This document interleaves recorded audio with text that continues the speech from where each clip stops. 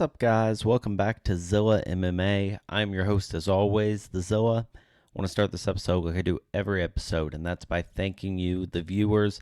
Really couldn't do this without you. Please like, subscribe, leave your comments. Let me know what you're thinking about these fights. I always love getting feedback, seeing what you guys think is going to happen. So please go ahead and do that. Share this with your friends. All of that really helps to grow the channel so I can put out more content for you. Also want to go ahead and apologize for getting this out a little late this week. It's been a heck of a week, but we are moving on into another UFC fight night. This week we're going to have Song versus Gutierrez. This one taking place, I believe, in the Apex in Las Vegas. Initially supposed to be a card overseas, maybe a China card or one of the ones over there, somewhere in Asia. But ended up being a Apex card here. Some good fights here. I don't love them all. It's not competitive top to bottom. The Apex cards rarely are. Coming off a very fun card last week. If you haven't seen my previous videos, one I was able to attend in Austin. So can't complain too much. We're getting fights every week, and I'm always going to be appreciative of that. Not too appreciative of this first fight, though. We'll go ahead and get into this. We've got Rayan dos Santos versus Toledo Alansar. Dos Santos slight favor here at minus 165. Just not a great start to this card. Good chance I'll be tuning in after this fight. As much as I hate to say that, I don't do that very often, but just very little interest here. Both of these women coming in, both lost their fights on the Contender Series, so that should tell you plenty right there. Not crazy about either of these fighters. Both of them kind of undersized for this weight class. Alansar has some good jiu-jitsu in her background, but as far as MMA goes, she's never beaten an opponent over 500 with their record. Not much to go on here. Don't love either of these fighters, to be honest with you. But I know Alansar does have a bit of an edge in the grappling game and the jiu-jitsu game, and so maybe she's able to use that effectively. I really don't love even making a pick in this fight. I'm not going to be betting it. There's a good chance I'm not going to be watching it. I'll take Alansar in this first fight by decision. Moving on into our second bout, we've got Tatsuro Taira versus Carlos Hernandez. Taira is a minus 600 favorite in this spot, and generally been really impressive since joining the UFC. I know there's a few people out there who have some concern regarding his last fight, faced some adversity, lacked the ability to finish the last fight. I wouldn't worry too much about that in this spot. I mean, that could be something that comes into play later down the road, but this isn't one where I'm going to worry about that. This is just a very good stylistic matchup for him, if you're asking me. Hernandez is a solid fighter on his own, especially in the striking department, but I'd even say he's probably a better striker than Taira here. I mean, that's still kind of a wild card at this point. We haven't had to see him use it that much. But the issue is, I don't think he has the power to deter that grappling game that Taira's going to use. I think he's eventually going to be able to get him to the ground, which is not where Hernandez wants to be. Probably not going to have an answer once he's down there, and then at some point Taira's going to take the back and finish this fight. So for me, this is going to be Taira by decision. Next up here, we have Stephanie Egger versus Luana Santos. Santos, the minus 155 favorite coming into this fight. Not a huge fan of either of these ladies, if I'm being honest. I'm going to lean towards Santos here. I just think she has an advantage on the feet, a bigger advantage on the feet than Egger has in grappling, in my opinion, and on the ground. Egger just pretty non-existent in the striking department, and if Santos can keep this on the feet, I think she wins this easily. If Egger's able to get this to the ground by crowding her, making her uncomfortable. There could be some problems there if she takes the back, but I have some confidence in the jiu-jitsu game of Santos. I think she's going to be able to use that to get back to her feet. Certainly not one I'm going to be betting, but for the sake of this show, I will take Santos here, and I will take her by decision. Moving into the next one, if you've been watching my videos lately, this is one kind of close to my heart here, one that I'm excited for. This is Steve Garcia versus Melt Costa. Costa, the minus 260 favorite here after being the minus 240 favorite when the fight was initially supposed to happen last week. Garcia backed out of that because of illness, but able to get on here this week, so all the respect to him. I do have a full breakdown of this on my video for last week's card. If you want to go check that out, it's always really appreciated. But all that was done before I had the opportunity to meet Costa last week in Austin. I let him know how much I liked him, how much I was really confident in picking him for that fight last week, and that's when he let me know that he was going to be on the card this week and that I should still have that same faith in him to get it done in so many words. And so yeah, I'm not going to do a full breakdown again here, but and please go check it out on my other video if you want to, but it all really comes down to me ultimately believing in Costa to get the better of the exchanges on the feet. He's going to use his kicks. He's going to go to the body, and it's going to help him get a finish here. So I'm going to take Costa here. I'm going to have him getting the knockout, finishing this inside the distance. Really nice guy. But on top of that, even before meeting him, I had the same opinion last week when I gave this prediction. So Costa here by knockout. Next, we have Hyun-Sung Park. He's going to be fighting Shannon Ross. Park moved all the way up to minus 600 here and is now the largest betting favorite on this card. The reason being Shannon Ross just has a chin made of glass. I mean, knocked out in his last 3 fights, some of which just not very good strikers. Guys that were kind of in a position to help him get back on the right track, and he could not do it. There's certainly holes in Park's game, I think. Sometimes fights with his hands down, chin up in the air, but anything that Park does wrong, Shannon Ross is just doing it worse. Park historically used his grappling to get his finishes. Maybe he'll do that again here, but I think it's likely that Ross just gets clipped yet again here and probably ends up getting clipped right out of the UFC after this is over. I don't see him getting another shot after this. 4 straight is just, it's too much. I will take Park by KO here, but would not be surprised to see him get the submission if that is the path he decides to take. Next, we've got Kenan Song versus Kevin Jusay. Jusay, the favorite here at minus 165. And I've seen a lot of people online having concerns about Jusay. His striking wasn't as strong as many people expected in his debut and took some big shots from Crosby when he was able to close the distance. And I agree to some degree. The sub a little fluky, 10 seconds left in the round. But we saw some impressive grappling that helped him get there that made that happen. As soon as he was able to get in the grappling department, he's able to go and get that finish. He's coming in against Song, who's a solid fighter, has a lot of UFC experience, but I think Jusay is a really bad matchup for him. Just going and looking at the tape, he doesn't deal with length well. Jusay is going to have that. He's going to use that to land his jabs, land his kicks, and he doesn't deal with grappling well, which we've seen Jusay has in his bag. Showed it off in the last fight. That's how he got the win in the first round. It seems like there's money coming on Kenan Song just based on the line movement. It seems like that's where the money's at. And I do understand that, but for me, I think Jusay has more paths to victory here, and I'm going to back him in the spot. I'm going to take him to get another submission here. So give me Jusay by submission.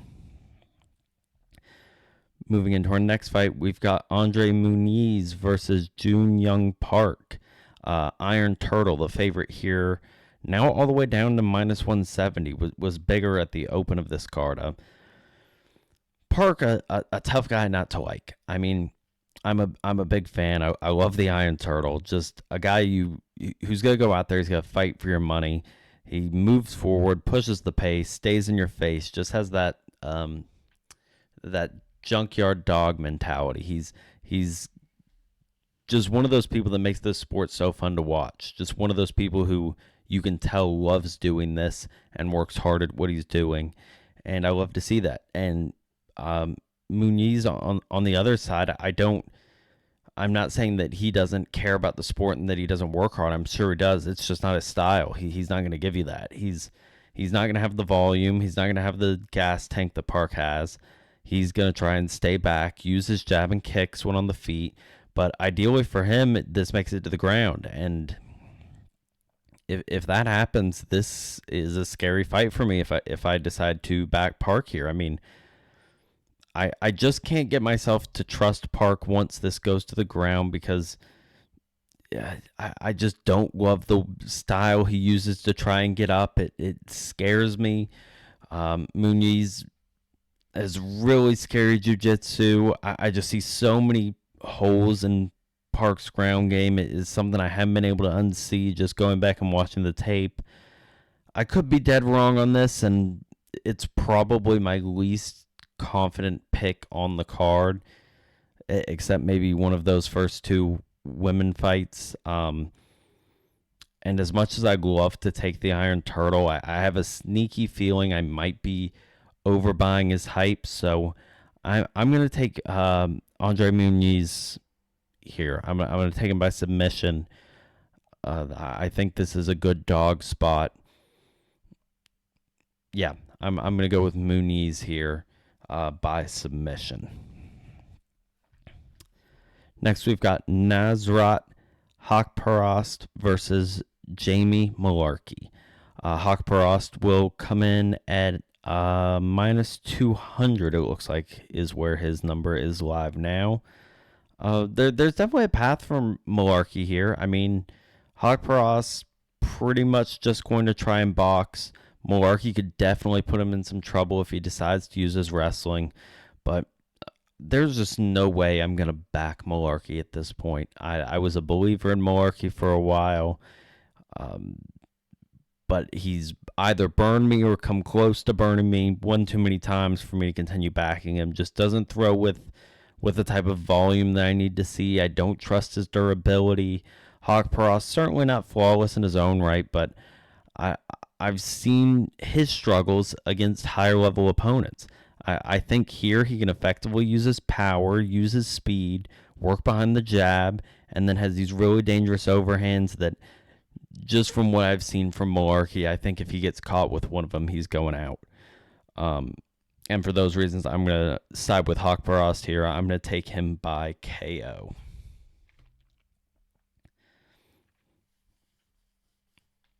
Next, we've got Sumadarji versus Tim Elliott.